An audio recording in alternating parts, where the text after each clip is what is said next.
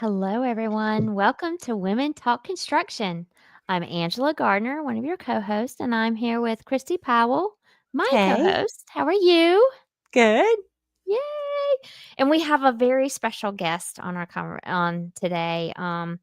She's going to share a very inspiring conversation about how trailblazing women are impacting the construction industry, and we are super excited to have her on.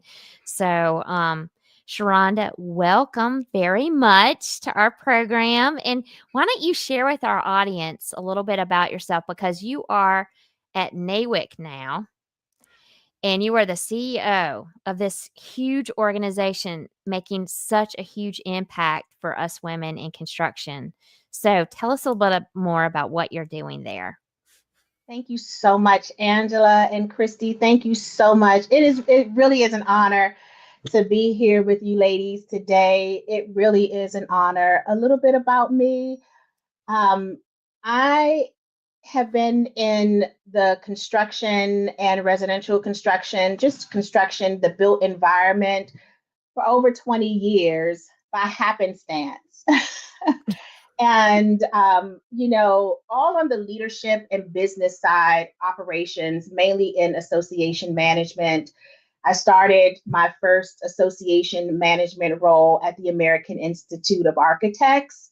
A lot of Mm, people don't know that, but I started there and really learned how the design world just takes place in precedence over our whole economy and infrastructure, and then maturated to a structural engineering firm where I did some business development.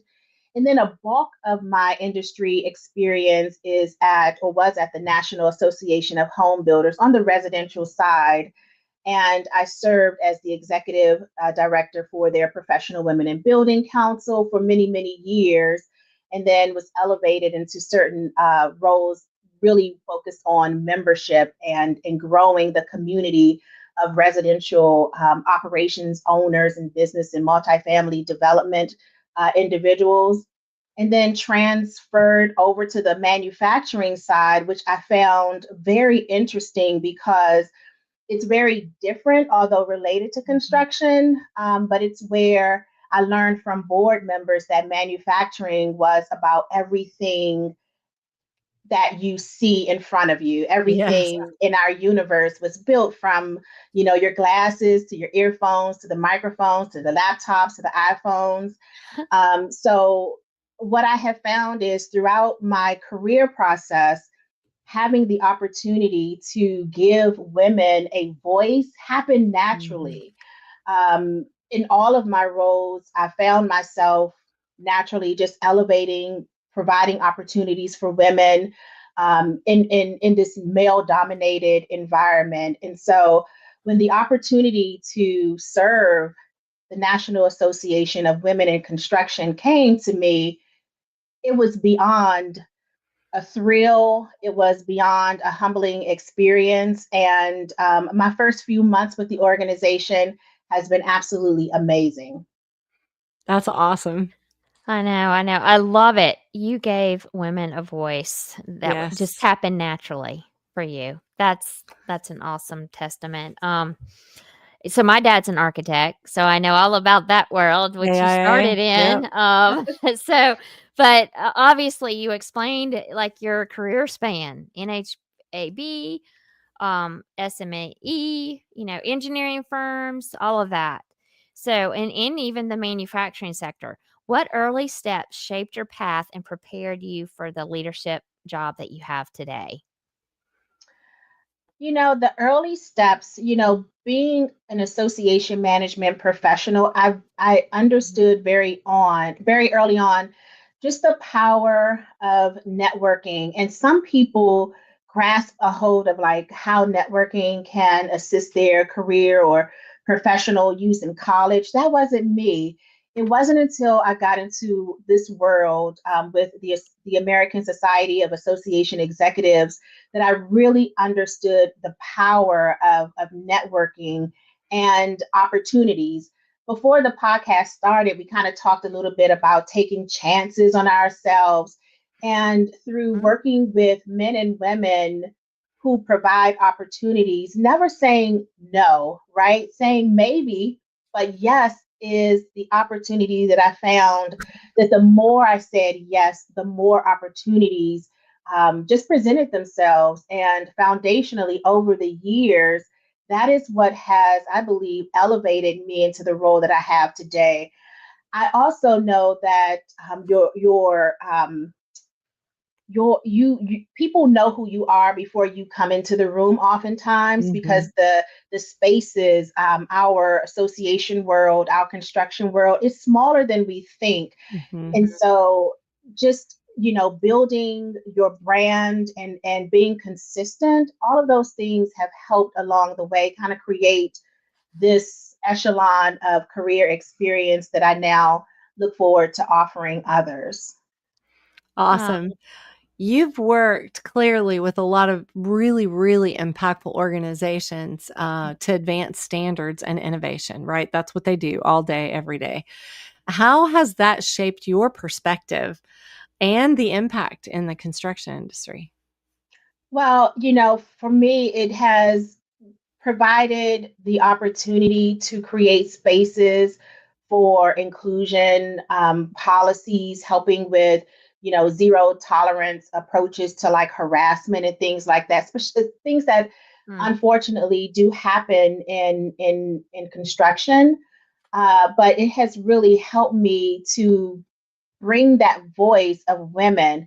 One of the things that I find ironic is that when I worked at NAHB, Professional Women in Building, that was, I don't know, 6, 7 years ago.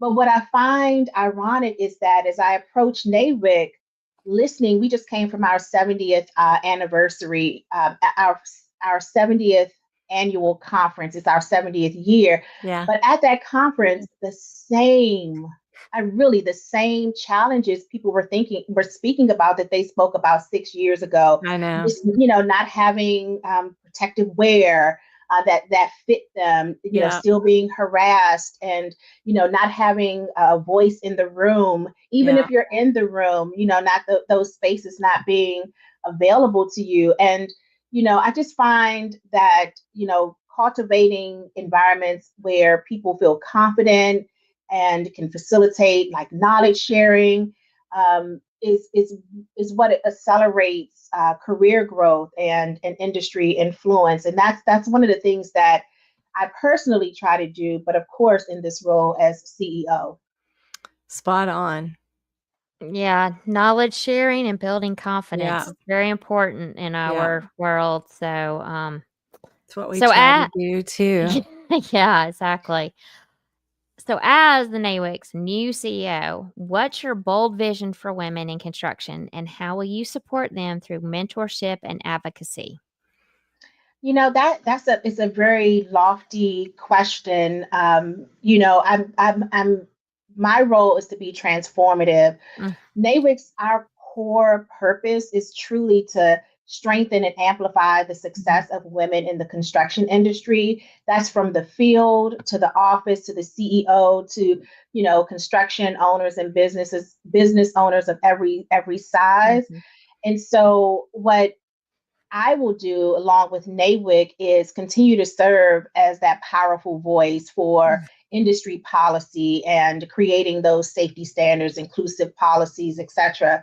But I can't do that alone. And, mm, I'm in the office all day. I'm not the ones out, quote, boots on the ground. And so listening has been one of the biggest things that I have found to be advantageous in my role so far, because the more that I listen to women in terms of their achievements, in terms of their successes, their challenges, it will help me at the national level be able to articulate those things, right? So that companies can really hear the crux of challenges and begin to make, those changes. Uniting our individual voices per se into a collective voice that is reverberated across the country, across the nation, across the globe. I love that answer. I do too. Yeah. But it's a big, I mean, it's It a is Yes, a big it ask, is. and if we're not all pushing that boulder up the mountain together, Together. we're never gonna get there, right? It Like, I love the collaborative, and really the next question I have for you is, NAWIC really thrives on collaboration, across genders and across organizations. How have you seen the men and women coming together in your initiatives at NAWIC, and Yeah, why is it vital for the industry's value? it's critical for organizations that are gender specific or female centric to make sure that we not forget our male allies. They Mhm. are essential to our growth. They Mhm. are essential to be an extension of our voice in the Mhm. boardroom, on the field, echoing our concerns. And so, in terms of NAWIC, we are actually going through discussions at the board level on how to engage more of our allies Mhm. into our organization. I mean, when I was at our conference, there were some males who attended, and it was incumbent upon me to make sure that I reached out, that I connected them with board members so that they could see the faces of those male allies and those companies that are sending males to our conference to better Yes. understand our policies and our to just address the biases that we oftentimes times experience in our work environments. So, as the political culture has changed, I'm going to throw an extra question in here, and this might be hard to answer, so I apologize in advance. But I think it's important for us to talk about. The political culture has changed quite a bit. We've seen a shift, and I've personally heard conversations where some of these sponsors, supporters have asked that they not have their logo represented in some places publicly. How is that affecting your organization? Because I know it's affecting other organizations of underrepresented groups, right? Not just women, but all the underrepresented groups. Is that affecting you somehow? And how can we help get the word Mhm. out so that we can reach people who can and will be able to uplift these underrepresented groups and associations? Yeah, I mean, Christy, it's a relevant topic, right? Mm-hmm. It's happening. What I'm observing is that there are companies who are still moving forward with Mm-hmm. sponsoring. They want to sponsor because it's not about just gender specific. Right. More women in construction helps our whole economic Workforce. Mhm. prosperity, right? Yep. It helps Yep. our Mhm. entire Absolutely. workforce. And so when I talk to sponsors and potential sponsors, that is the crux of the conversation. It's Yeah. not just about sponsoring or being committed to the organization from that standpoint. It's about how can we strengthen the Yes. entire workforce because it'll be desolate without women. It I is. mean, I don't We're think going to be that without people, right? exactly. I don't think that there is one construction owner from the largest construction agency that can say that they would not benefit from having more Absolutely. people into their workforce, and that includes women, who makes up Yes. the largest percent of our population. So I have seen that is such a good point. I'm so glad that you Mhm. you hit on that because there are people out there saying, "Oh, woe is me," right? But at the same time, um, I'm with you there. People want good people. Yes. And it doesn't matter if you're underrepresented group or not. Like in the construction industry, I think that's a place where everyone can thrive. And it's just really good to hear that because that's not what we see every day in the media, right? What you just said is not what we're Yeah. going to read in an article. We're not going to see it on ABC, NBC, Fox News. Like, it's just not what they're talking about. And I think it's really important for us to have that conversation because it does matter. We're missing what 50% of the population by not attracting women to the industry. And so I think our big goal is finding how do we attract them? And then how do we keep them there? Yeah. Right. That's the bigger question, because it's hard. It's not an easy industry. It's not for everybody. So thanks for sharing that today. And just to kind of add to that, Christi, I was at a National Institute of Building Science event. Love nibs. Love nibs. I was at a NIBS event a couple of weeks ago, and I was there, and there were a couple of other women-centric organizations, and one person came up to me and they said, "You guys are all about workforce development and bringing women to the trades. That's a part of what we do." But to kind of echo on what you said, what our core mission is really to serve those women who are already in the industry, so that they can navigate their career choice, so that they can navigate into leadership roles. And we help support those women and make sure that those who are already in the field have a voice and a resource to come to when they're just unsure of what to do, or if they just need, a group of individuals to just collaborate or share ideas, etc. So that's one of the misconceptions I think some organizations have about NAWIC. We're here to elevate and amplify those who are already in the construction industry. And yes, workforce development is also imperative as well. So if they don't have a place to meet, gather, and discuss the challenges and the wins of the day, they're not going to stay. And that's what you're providing for them, right? You're providing resources, answering questions. There are lots of questions, and they don't always feel comfortable asking those questions at work. So what you've done is you've provided a safe place for them to be able to talk about what they need in a way that they don't feel ashamed, or, and they feel supported. Absolutely. I love it. Thank you for sharing that. I kind of got us off track for a minute. That's okay. I love that conversation because, Christi and I always hear from women that either locally, because, we have a lot of our peers here that talk about how they want to get in more leadership roles, and they maybe don't have that opportunity, or they need to know how to do it, or they need to know if they need to pivot to a different company, or if they want to change companies. So it's great that y'all are doing that for them as well. So, and it's not just locally, Angela. No, it's all over. The gal that I've been helping recently, she's in Pennsylvania, right? Like it's everywhere. It's the same thing, right? They need the NAWICs, and they need these organizations that are really helping them just strengthen and unify their voices, so that they can be better at their jobs and so that they can move up. Yeah. Absolutely. Yeah. And too, companies need this in their people as well. So Right. It's not just women. Right. But we're going to dive people. in. I know, all people, right? So we're going to dive into our last question. But so programs like ACE inspire the next generation, right? How has the workforce development fueled your passion, and what advice would you give to scale mentoring and attracting diverse talent? What advice could I give? Yes. Just do it, like the Nike commercial. Just do it. Love it. Agree. I love it.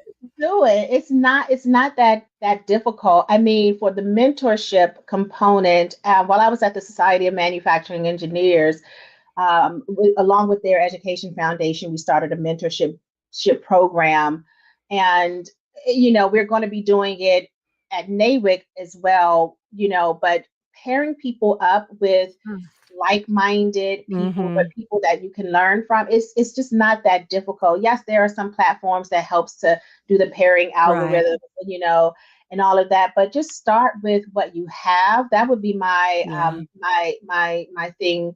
Start with what you have, and then in terms of being inclusive, just kind of, when I'm in some speaking engagements, I don't really like to speak in front of large crowds, but it comes with the territory. One of the things that really helps me is to see another woman kind of giving me a thumbs up or a nod. Absolutely.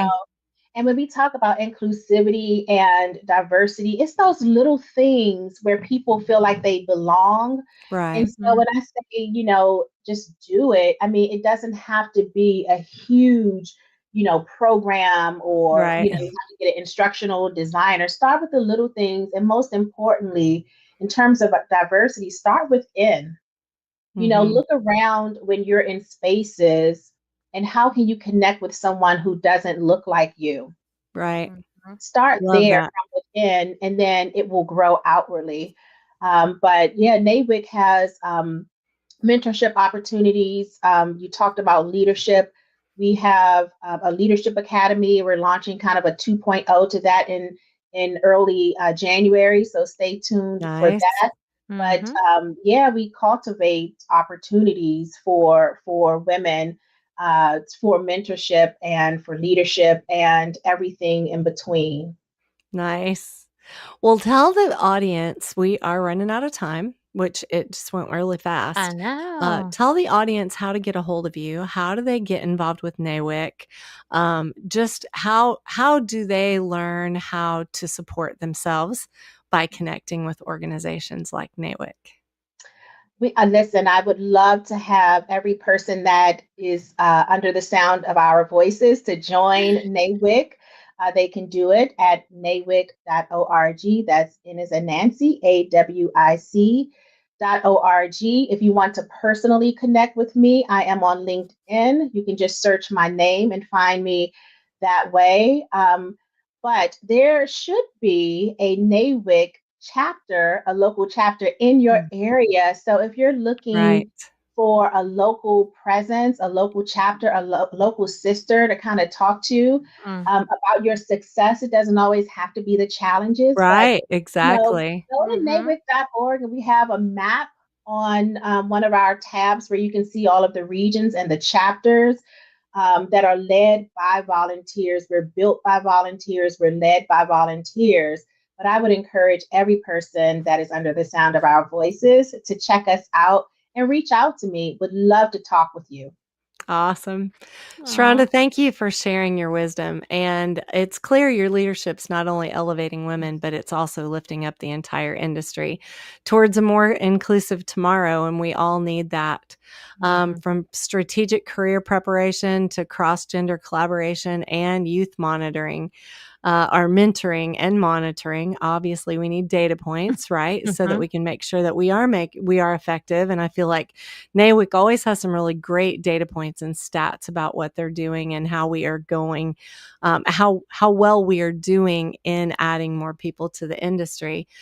Visionaries like you remind us that unity drives real change, and we Mm. appreciate that, especially in our industry. So, for our listeners, level up with the membership at Women Talk Construction to access exclusive events and connections. We have a big event coming up on October 13th. We're really excited about. We are actually partnering with NAWIC, ABC Carolinas, PWB, Professional Women in Building, and it's for Construction Inclusion Week. So we're really excited to kick that off. And also, our sponsors, we'd love for you to partner with us and spotlight Mhm. more stories like this with you. And don't forget to check out our TED Talk. We talk a lot about the 3 things that can make it much easier to include all people into the industry. So if you're challenged with, how do I do it? We have a short TED Talk that we'd love for you to hear that Angela and I put together at Clemson University. So keep constructing possibilities, and we'll catch you next time.